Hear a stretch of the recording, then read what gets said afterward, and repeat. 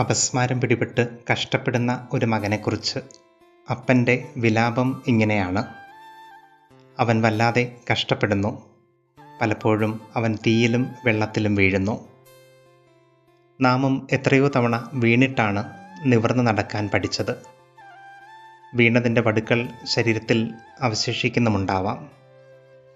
നടക്കാൻ പഠിച്ചതിന് ശേഷവും വീഴുന്ന ഇടങ്ങളെക്കുറിച്ചാണ് ധ്യാനിക്കേണ്ടത്.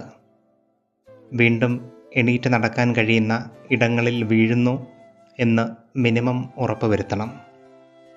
എണീറ്റ് നടന്ന് ഒരു കുമ്പസാരക്കൂട് വരെ എത്താനുള്ള ഒരു ബലം കൂടി ബാക്കിയുണ്ടാവണം എന്നൊരോർമ്മപ്പെടുത്തൽ. വീണാൽ എണീറ്റ് നടക്കാൻ കഴിയാത്ത അവസ്ഥകളുടെ സൂചന കൂടിയാണല്ലോ തീയും വെള്ളവുമൊക്കെ. പണ്ടത്തെ പോലെ നടക്കാൻ പഠിക്കാനുള്ളതാവട്ടെ വീഴ്ചകളൊക്കെയും.